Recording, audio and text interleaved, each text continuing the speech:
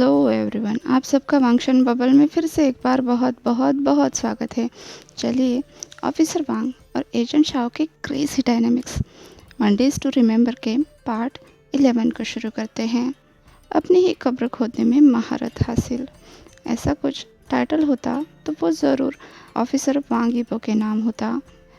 बस कह रही हूँ। वेंचाओ के केस में एजेंट और ऑफिसर ने साथ काम करके एक अवार्ड विनिंग सक्सेस हासिल की और सबसे बड़ा सरप्राइज़ ये है कि आज फिर से एक बार मंडे है। हमारे लवली वांग शाओ कपल आज डिनर करने जा रहे हैं। वैसे ये कोई ताज्जुब की बात नहीं है, ऑफिसर को तो हमेशा ही डिनर का इनविटेशन मिलता ही रहता है। हमारे सुपर स्पेशल एजेंट की तरफ से आज भी उनका डिनर साथ में होने वाला था। शायद इस बार भी कोई बदलाव नहीं होगा, वो अपना रूटीन ही फॉलो करेंगे। डिनर के लिए मिस्टर वांग यीबो को खास करके प्रिपेयर होना पड़ता था, क्योंकि हमेशा तो डिनर का मतलब ऑफिसर के लिए ये होता था कि एजेंट शाओ के अपार्टमेंट में घुसते ही जिस भी सरफेस का आप इस्तेमाल कर सको उस सरफेस पर ऑफिसर को पटक दिया जाता था। उसके बाद जब तक दोनों में से कोई एक चिल्लाना शुरू नहीं कर देता, जो ऑब्वियसली ऑफिसर ही था, तब तक वो बहुत ज़्यादा बिजी रहते अपना डिनर करने में। पर आज जब से उसने अपने बॉयफ्रेंड के गुफा में कदम रखा है, उसे जेलसी की बू आ रही है, जो उसे पिछले एक हफ्ते से आ रही थी। आज ऑफिसर के लिए शाओजान ने मुस्कुराकर दरवाज़ा खोला था। वो मुस्कुराहट जिससे ऑफिसर के बदन पर सरसराहट दौड़ गई थी। ऐसी मुस्कुराहट तो वो पिछले एक हफ्ते से झेल रहा था, पर नाइट क्लब के इंसिडेंट के बाद उसमें कुछ और भी शार्पनेस आ गया था। हाँ, हम यहाँ सिर्फ उस मोल वाले लिप्स की मुस्कुराहट की ही बात कर रहे हैं, जो आदमियों का ढेर उस क्लब में एजेंट ने बनाया था। वो ज़्यादा ज़रूरी नहीं है।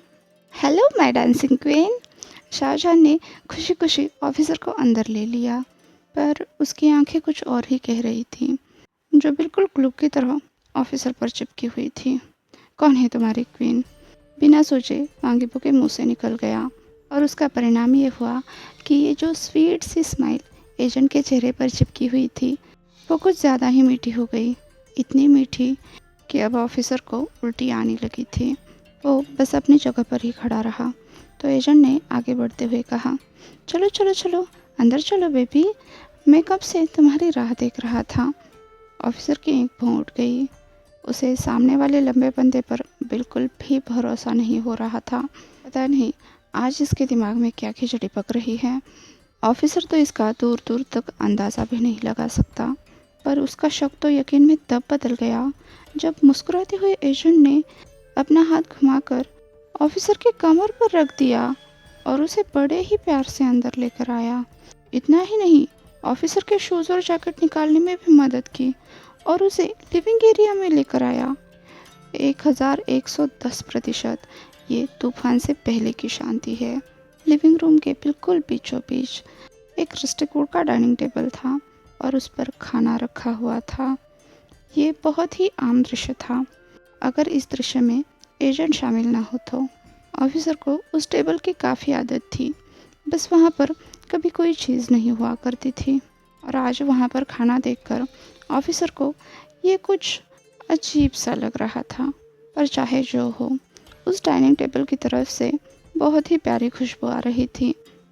ऑफिसर ने फिर से एक बार पैनी नज़र से एजेंट की तरफ देखा, जो बहुत ही प्यार से मुस्कुरा रहा था।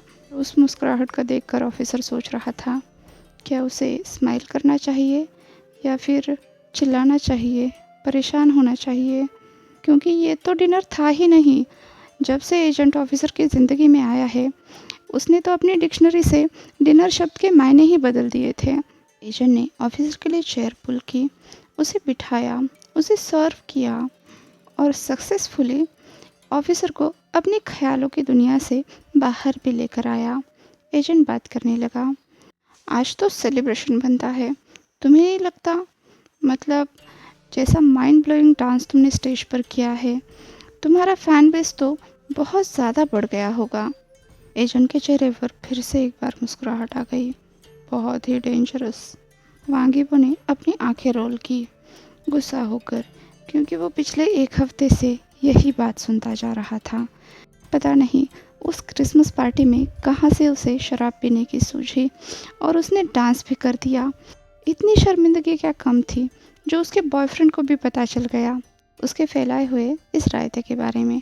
ऑफिसर ने मन ही मन अपने सर पर हाथ मार लिया और कहा, वेल, मैंने अपना फ़ैन बेस कम से कम रखने की कोशिश की है क्योंकि मैं जानता हूँ मेरा बॉयफ्रेंड एक नंबर का जल कुकड़ा है। तुम हो क्या, 3 साल के बच्चे जिसे अपनी मन की नहीं करने दी। इस पर एजेंट ने बड़ी ही इनोसेंटली आंखें ब्लिंक करते हुए कहा, क्या तुम्हें इससे परेशानी हो रही है? ऑफिसर चिल्लाया, ऑफ कोर्स हो रही है, तुम जानते हो ऐसा कुछ भी नहीं है, फिर भी अपने दिमाग में पता नहीं क्या क्या ख्याली पुलाव पकाते रहते हो। इस पर एजेंट ने पाउट करते हुए कहा, पर उन्होंने तुम्हारी तरफ देखा जैसे तुम खाने की तरफ देखते हो जब तुम भूखे होते हो। नहीं नहीं, वैसे नहीं, तुम तो पागल हो जाते हो जब तुम भूखे होते हो। पर पर उन्होंने देखा, ये तो सच है, और मुझे पसंद नहीं है मेरी चीज़ों को कोई देखे। एजेंट ने अपने चेस्ट पर हाथ क्रॉस कर लिए और गुस्से में अपना मुंह फिरा लिया। ऑफिसर का तो सर पटकने का मन कर रहा था, पर ये प्रेशियस मेमोरीज से भरा हुआ रस्टिक वुड का डाइनिंग टेबल टूट जाता। उसने बस फ्रस्ट्रेटेड साह निकाली। हमने इस बारे में पहले ही बात की थी, तुम किसी को मारोगे नहीं। फिर भी मुझे बार बार ये तुम्हें याद दिलाना पड़ रहा था। आगे वो अपने चॉपस्टिक से सामने वाले जेलीफिश की तरफ पॉइंट कर रहा था। तभी उसे एक जोर का झटका लगा। मैं कब से इसका बन गया? पर सामने वाले पाउटिंग जेलीफिश से कोई रिएक्शन नहीं आया। ऑफिसर ने फिर से अपनी बात दोहराई, क्या मुझे फिर से याद दिलाना पड़ेगा? तुम्हें किसी को मारना नहीं है। इस पर एजेंट ने छोटे बच्चे की तरह कहा, मैं किसी चीज़ के लिए प्रॉमिस नहीं कर सकता। वांगीबो ने थक हार कर अपना सर हिलाया, छुप छुप कर मुस्कुराते हुए। कहीं ना कहीं उसे अपने बॉयफ्रेंड का ये पॉजिटिव बिहेवियर अच्छा भी लग रहा था। पर कोई बेवकूफ़ ही होगा जो खुलेआम ऐसी बातें मानेगा, और ऑफिसर तो भूल कर भी नहीं मान सकता, क्योंकि एजेंट की थोड़ी सी तारीफ कर दो और उसका परिणाम ऑफिसर से सोचा भी नहीं जाता। पता नहीं अगले कितने दिनों तक उसे कहाँ कहाँ दर्द होता रहेगा। उनका बाकी का डिनर सरप्राइजिंगली बहुत शांति से गुजरा। वो दोनों आमने सामने डाइनिंग टेबल पर बैठे थे।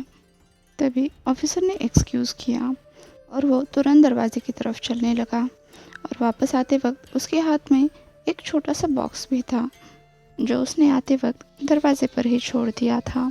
ऑफिसर ने वो बॉक्स लाकर टेबल पर रख दिया, साथ में एक टॉन्ट भी मारा, माना कि तुम अपनी बदतमीजी की वजह से इसे डिज़र्व नहीं करते, पर मैं लाया हूँ तो तुम टेस्ट कर ही लो। पता नहीं क्यों ऑफिसर के गाल हमेशा की तरह लाल हुए जा रहे थे, और सामने वाला उसका जेली जेली बॉयफ्रेंड सच में जेली बन चुका था। इतना ज़्यादा खुश था कि वो पिघल गया। बेबी, तुमने तो मेरा दिल छू लिया, ये सब तुमने मेरे लिए किया, पर इसमें है क्या? एजेंट बत्ती सी दिखाते हुए पलके झपका रहा था। ऑफिसर को तो एजेंट के सर के आसपास घूमते हुए पंखों वाले हार्ट्स भी दिखाई दे रहे थे, छोटे छोटे स्पार्कल करने वाले। बस बॉक्स खोलो इडियट, वांगीबो गुस्से में बोला। शाहजहान मुस्कुराया और तुरंत उसने वो बॉक्स खोला। उसके चेहरे पर तुरंत एक बड़ी वाली मुस्कुराहट आ गई, आंखें चमक गई, और उसने बड़ी ही सावधानी से उस रेड जेली पुडिंग को एक प्लेट में निकाला और वो प्लेट नीचे रख दी, और प्लेट के डाइनिंग टेबल को छूते ही उसके अंदर की चीज़ हर दिशा में घूमकर डांस करने लगी। दोनों ने एक शब्द भी नहीं कहा। वांगीबो उस चीज़ को घूर कर देख रहा था, बहुत ही बुरी तरह से डर चुका था। दूसरी तरफ एजेंट की आंखें तो और भी ज़्यादा चमक रही थी। वो जेली पुडिंग अभी भी डांस कर रहा था, और एजेंट के चेहरे पर ऐसा लुक आ चुका था कि वांगीबो के लिए रेड अलर्ट था। भागो, जितनी ज़ोर से हो सके उतनी ज़ोर से भागो। वांगीबो शर्म और खून का घूंट पी गया। धीरे धीरे पलके उठाकर उसने एजेंट की तरफ देखा, जिसके चेहरे पर स्माइल, आंखें डार्क और लिप्स लिक कर रहे थे। जब आखिरकार एजेंट ने बोलने के लिए अपना मुंह खोला, उसकी हमेशा की तरह चहचहाती हुई आवाज़ अचानक से रफ बन चुकी थी। एजेंट ने कहा, तुम्हें पता है ये मुझे किस चीज़ की याद दिलाती है? नहीं, बिल्कुल मत बोलना, मैं कुछ भी नहीं जानना चाहता, ऑफिसर चिल्लाया, क्योंकि उसे पता था एजेंट किस बारे में बात करने वाला है। वो खुद को कोस रहा था, कितनी स्टूपिड चीज़ की है उसने। वो इस बकासुर के लिए ऐसा गिफ्ट लाने के बारे में सोच भी कैसे सकता है? बस यही तो प्रॉब्लम थी, उसने सोचा ही तो नहीं। एजेंट ने कहा, बेबी, अगर तुम्हें जगलिंग इतनी ही पसंद थी तो तुम मुझसे कहते।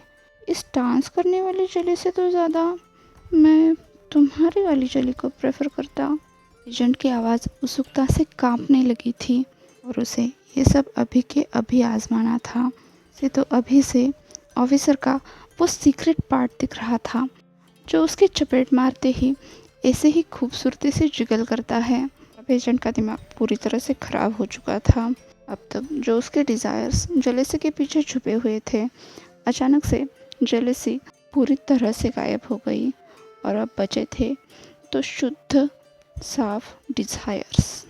एजेंट अपनी जगह से उठ गया, धीरे धीरे टेबल को राउंड लगाकर अपने शिकार की तरफ चल दिया।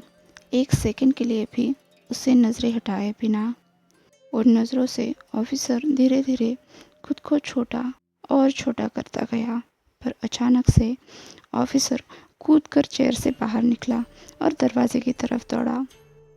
उसने कम से कम आखिरी बार कोशिश तो की, पर एजेंट तो हमेशा से ही तेज़ था। ऑफिसर 2 कदम तक नहीं रख पाया।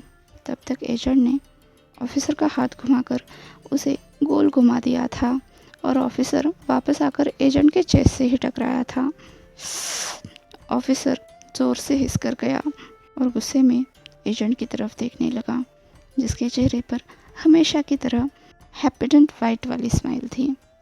एजेंट ने मुस्कुराते हुए कहा, बेबी, तुम कहाँ जा रहे हो? तुम तो जानते हो ना मेरा बेडरूम ऊपर है। क्या एजेंट को पता नहीं था ऑफिसर क्या करने की कोशिश कर रहा है?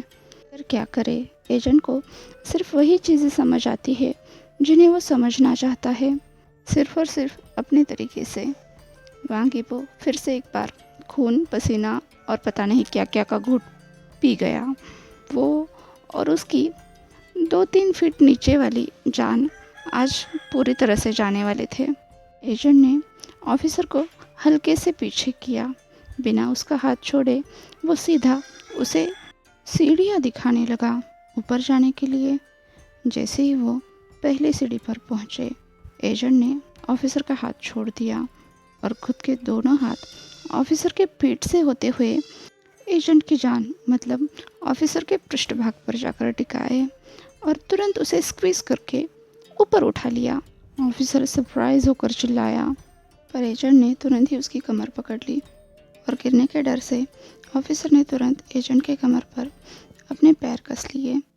एजेंट अब आराम से ऊपर चढ़ने लगा, अपनी गुस्सैल राजकुमारी को अपनी गोद में लिए। मुझे नीचे रखो, मैं खुद से चल सकता हूँ। ईवो हिलडुल कर शाहजहां की पकड़ से छूटने की कोशिश करते हुए बोला, चुप करो प्रिंसेस, मैं कोई तुम्हें नीचे नहीं रखने वाला। क्या पता तुम किधर भाग जाओ। एजेंट ने बड़े ही प्यार से कहा। प्रिंसेस, समझे, आज तो तुम गए, मैं तुम्हें नपुंसक बना दूंगा अगर तुमने मुझे अभी के अभी नीचे नहीं उतारा। ये बहुत दांत पीसते हुए चिल्ला रहा था।